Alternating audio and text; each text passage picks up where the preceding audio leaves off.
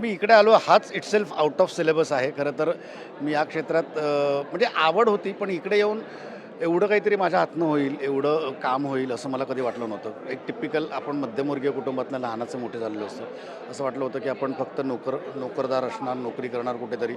पण नंतर लक्षात आलं की अरे नोकरीत आपलं मन रमत नाही आहे आणि मग आपल्याला हे क्षेत्र खूप खुणावतं. एकांकिका स्पर्धा असते हे तर ती म्हणजे माझ्यासोबतची मंडळी नोकऱ्या करत होती किंवा आणखीन वेगवेगळे त्यांचे बिझनेसेस होते किंवा काय अशा वेगळ्या गोष्टी होत्या आणि मी एकटाच मला वाटतं आमच्या बिल्डिंगमध्ये मी एकटाच असा होता की जो नाटकाच्या तालमीना आणि असं कुठे कुठे रात्री अपरात्री जात येत असायचो.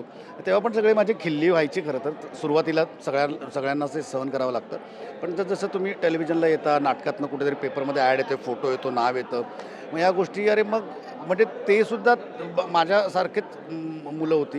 पण मी जाऊन काहीतरी आउट ऑफ सिलेबस काहीतरी वेगळं काहीतरी माझं झालं आणि ते इतकं वेगळं काहीतरी झालं की ते म्हणजे त्यांच्याकडे आज कितीही पैसे असले तरी त्यांना रस्त्यावरनं जाताना कोणी हाक नाही मारत किंवा किंवा ओळखत नाही. आज माझ्याकडे फार त्यांच्या एवढे पैसे नसले, पण आज म्हणजे कुठेही भेटून लोकं हाय, फोटो काढणं, सह्या घेणं.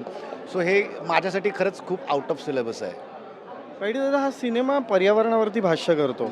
जर तुला पर्यावरणाविषयी जर एक पुढाकार घ्यायचा झाला तर तो काय असेल? नाही मला आत्ता पर्सनली काही माझ्या डोक्यात तसा काही प्लॅन नाही आहे. पण पर्यावरणासाठी मला एकतर जंगल आवडतं. मला निसर्गात राहायला खूप आवडतं.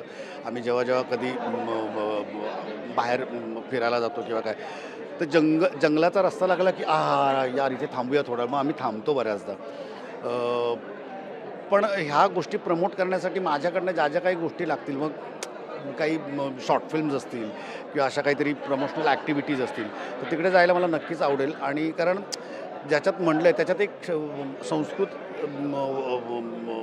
ओळ होती की वृक्षांना आपण जपू तर वृक्ष आपल्याला जपतील, असा त्याचा मराठीत अर्थ आहे.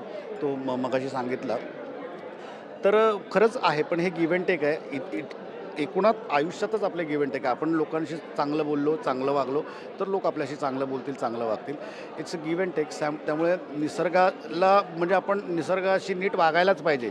नाहीतर गेल्या काही वर्षांमध्ये आपण ज्या गोष्टी झालेल्या बघतोय आणि येणाऱ्या पुढच्या पण गोष्टी असतील, त्या आपल्याला खूप भयान असतील. त्यामुळे निसर्गाला जपणं खूप गरजेचं आहे. पैडी दादा, नेहमी तू काही ना काहीतरी नाविन्यपूर्वक करत राहिला आहे. सिनेमाच्या माध्यमातून असू दे, नाटकाच्या माध्यमातून असू दे.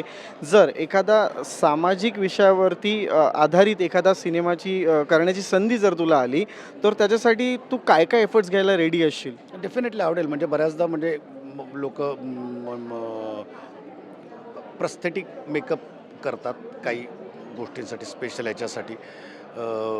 पण मला त्या प्रस्थेटिक मेकअप एकतर प्रस्थेटिक मेकअप म्हणजे आत्ता आपण इंडस्ट्रीत किंवा आत्ता लोकांना पण सगळ्या गोष्टी कळतात की अरे हा मेकअप आहे, ह्याला मेकअपने जाड केलं आहे किंवा मेकअपने सुंदर केलं आहे किंवा मेकअपने कुरूप केलं आहे कळतं.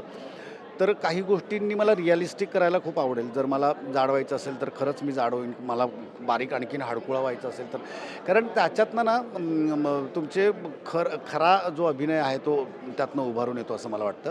पण मी बेसिकली मी रिअलिस्टिक काम करणारा माणूस आहे. त्यामुळे मी रिअलिस्टिक गोष्टींवर जास्त विश्वास ठेवतो. पर्यावरणाविषयी जर प्रेक्षकांना जागृत करायचं झालं तर काय सांगशील?